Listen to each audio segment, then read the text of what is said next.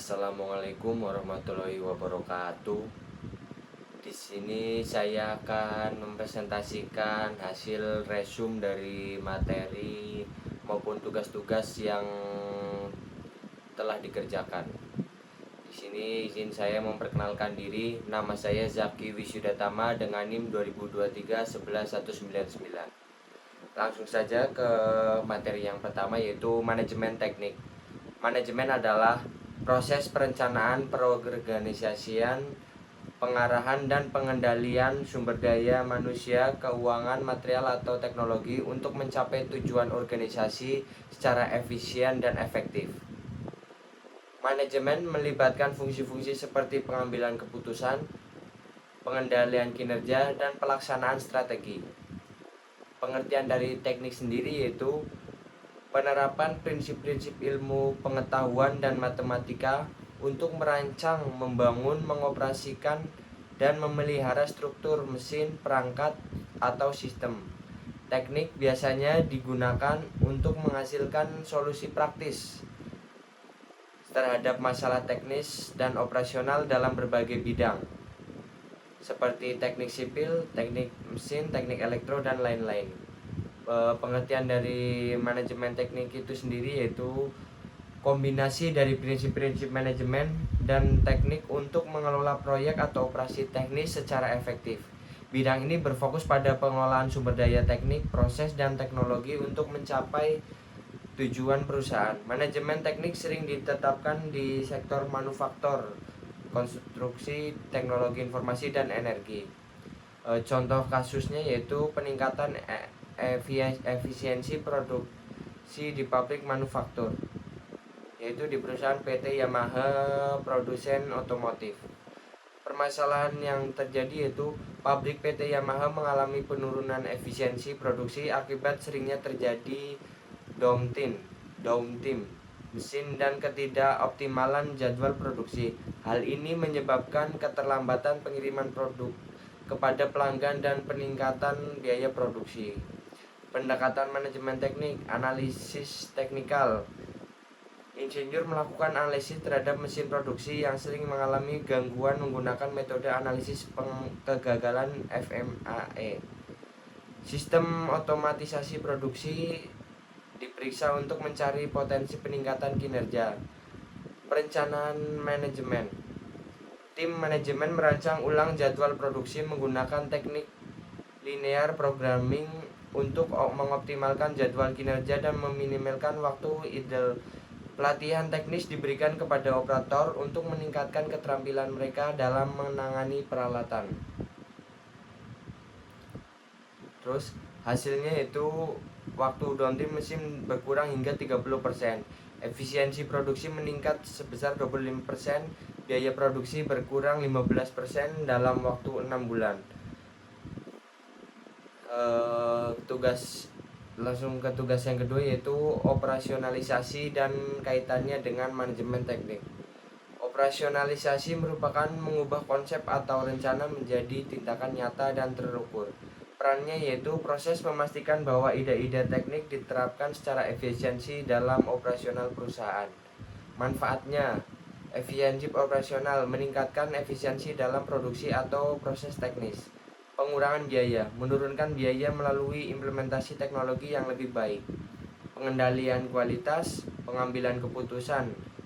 Contoh studi kasusnya yaitu perusahaan X berfokus pada pengembangan perangkat keras hardware. Masalahnya, keterlambatan dalam pengiriman produk karena proses operasional yang tidak efisien. Solusinya, mengimplementasikan operasional berbasis otomatisasi proses produksi menggunakan teknologi lean dan agile. Hasilnya yaitu waktu produksi barang berkurang 20%, efisiensi meningkat 15%. Kesimpulannya yaitu operasionalisasi dalam manajemen teknik penting untuk meningkatkan efisiensi dan mencapai tujuan perusahaan. Langsung ke tugas yang kedua, staffing dan kaitannya dengan manajemen teknik. Staffing adalah salah satu fungsi manajemen yang memiliki kesamaan dengan organizing, akan tetapi staffing lebih berfokus pada kegagalan pengenalan dan penyesuaian karyawan serta seluruh sumber daya perusahaan di posisi yang paling sesuai dengan bidang keahliannya. Perannya yaitu merencanakan kebutuhan tenaga kerja, pengembangan kompetensi, dan optimalisasi kinerja. Contoh studi kasusnya itu perusahaan konstruksi PT Bangsa Sejahtera. PT Bangsa Sejahtera adalah perusahaan yang bergerak di bidang konstruksi. Mereka mendapatkan proyek besar untuk membangun gedung perkantoran bertingkat 20 di pusat kota. Manajemen perusahaan menyadari bahwa mereka membutuhkan sumber daya manusia dengan keterampilan yang spesifik untuk memastikan proyek dapat berjalan lancar. Proses staffing yang dilakukan, identifikasi kebutuhan SDM, rekrutmen, terus ada lagi pelatihan dan pengembangan, terus evaluasi dan retensi. Terus tugas yang berikutnya itu organizing change management. Change management adalah pendekatan struktur untuk mengelola perubahan di organisasi. Tujuannya yaitu memastikan perubahan berjalan mulus dan dampaknya berkelanjutan. Tahapan kunci ini adalah analisis situasi, perencanaan strategis, implementasi dan pengelolaan. Terus contoh studi kasusnya yaitu langkah strategis menuju transformasi dalam yayasan. Yayasan Peduli Masyarakat adalah sebuah lembaga sosial yang berfokus pada peningkatan kesejahteraan masyarakat melalui program pendidikan, kesehatan, dan pemberdayaan ekonomi. Terus yayasan ini juga menyadari bahwa resistensi staf senior terhadap perubahan teknologi dan prosedur baru mulai menurunkan efisiensi operasional. Kesimpulannya yaitu organisasi Change merupakan pendekatan strategis yang penting untuk memastikan keberhasilan transformasi organisasi dengan menerapkan langkah-langkah yang komprehensif. Perusahaan, yayasan, pemerintah dapat mengelola perubahan secara efektif dan mencapai tujuan transformasi yang diinginkan. Tugas yang selanjutnya, kasus kendali dan komunikasi dalam manajemen. Kendali dalam manajemen adalah proses pengawasan dan evaluasi yang dilakukan untuk memastikan bahwa kegiatan organisasi berjalan sesuai dengan rencana yang telah ditetapkan dengan tujuan dapat tercapai.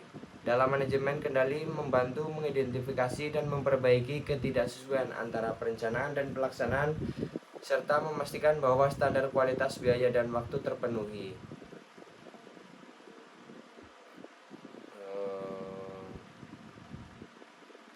Contoh studi kasusnya itu pengawasan dan efisiensi di unit bidang minyak di Pertamina.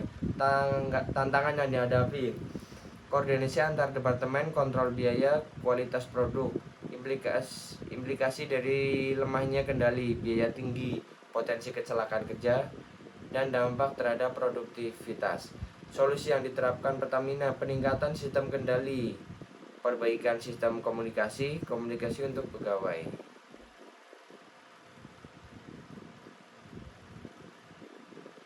Langsung ke tugas berikutnya, decision making dalam manajemen. Decision making atau pengambilan keputusan adalah proses memilih tindakan terbaik di antara beberapa alternatif untuk mencapai tujuan organisasi. Proses pengambilan keputusan yaitu terdapat identifikasi masalah, pengumpulan informasi, evaluasi alternatif, memilih alternatif terbaik, implementasi keputusan, evaluasi hasil. Studi kasusnya itu dalam PLN dalam pengambilan keputusan. PLN sering menghadapi keputusan penting terkait distribusi energi, investasi infrastruktur, dan penyesuaian tarif untuk menjaga keberlanjutan operasi. Beberapa tantangan yang dapat dihadapi PLN antara lain keterbatasan sumber daya, fluktuasi harga energi, dan kebijakan pemerintah yang mempengaruhi harga dan distribusi listrik.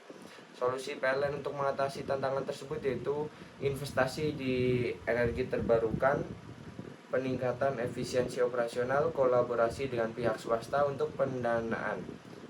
Kesimpulan yaitu keputusan strategis PLN membutuhkan evaluasi menyeluruh dan pemahaman faktor internal maupun eksternal yang mempengaruhi operasi jangka panjang perusahaan. Strategi manajemen serta pengembangan dalam dunia industri. Manajemen industri secara umum adalah suatu upaya pengaturan ulang yang dilakukan oleh sebuah industri dalam mencapai tujuan usahanya secara lebih efektif dan juga lebih efisien. Artinya, manajemen industri adalah suatu kemampuan yang dimiliki oleh suatu industri untuk mengembangkan industri dengan menggunakan prinsip planning sampai dengan controlling. Selanjutnya,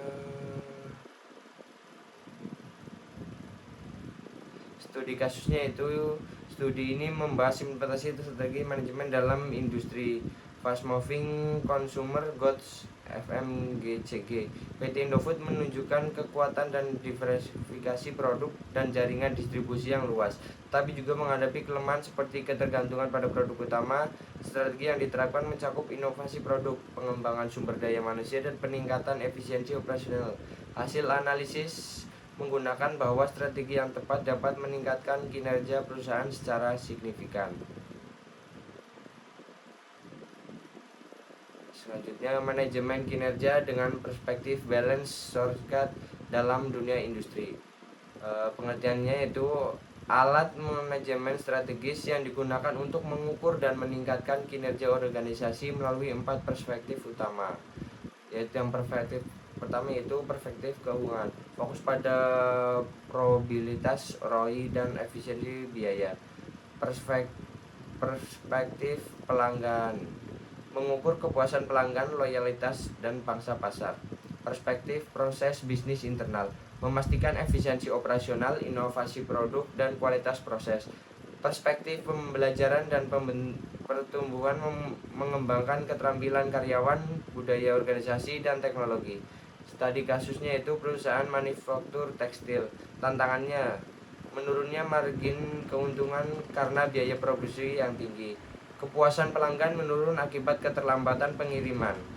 Solusi untuk mengatasi tantangan tersebut yaitu dengan balance scorecard. Perspektif keuangan, mengurangi biaya produksi melalui otomatisasi. Perspektif pelanggan, meningkatkan waktu respon pengiriman. Perspektif proses bisnis internal, mengadopsi lean manufacturing. Perspektif pembelajaran dan pertumbuhan, melatih karyawan untuk menggunakan teknologi baru. Selanjutnya itu manajemen operasi terkait dengan tujuan, potensi, dan konflik pada sebuah perusahaan. Manajemen operasi adalah proses yang berkaitan dengan perencanaan, pengelolaan, pengendalian aktivitas untuk menghasilkan barang atau jasa secara efisien.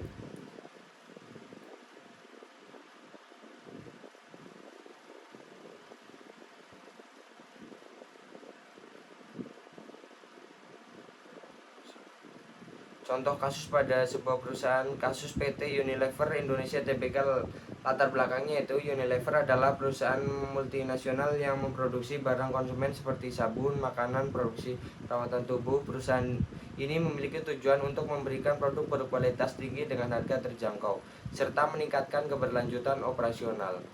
Tujuannya itu memperluas pasar di Indonesia melalui produk ramah lingkungan, mengurangi emisi karbon dan rantai pasok. Potensi pemanfaatan teknologi otomatisasi di pabrik untuk meningkatkan kapasitas produksi. Kerjasama dengan petani lokal untuk bahan baku yang berkelanjutan. Konflik yang muncul, masalah kualitas produk. Pada tahun tertentu, beberapa produk Unilever mendapat keluhan karena perubahan formulasi bahan baku yang dianggap menurunkan kualitas rantai pasok. Unilever sempat menghadapi tantangan dalam mendapatkan bahan baku kelapa sawit yang ramah lingkungan. Hal ini mempengaruhi citra perusahaan karena dianggap tidak sepenuhnya mendukung keberlanjutan. Terus, pengetahuan dasar bisnis. Bisnis adalah aktivitas yang melibatkan produksi, distribusi, dan penjualan barang atau jasa dengan tujuan memperoleh keuntungan. Bisnis mencakup berbagai sektor seperti perdagangan, manufaktur, jasa, dan teknologi. Komponen utama dalam bisnis, produk atau jasa, pasar, keuangan, sumber daya manusia, operasional. Studi kasus, William Tanuwijaya, pemilik Tokopedia. William Tanuwijaya adalah pendiri Tokopedia, salah satu marketplace terbesar di Indonesia, dengan visi untuk mendemokratisasi perdagangan melalui teknologi. Ia membangun platform yang memungkinkan usaha kecil dan menengah menjangkau pasar yang lebih luas. Kunci kesuksesan, fokus pada pemberdayaan UMKM, inovasi keberlanjutan dalam layanan, kemitraan strategis dengan store global.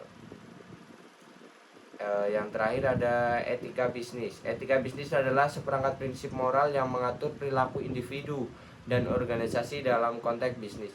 Ini mencakup nilai-nilai seperti kejujuran, keadilan, dan tanggung jawab sosial. Studi kasus Corruption Case at PT Garuda Indonesia.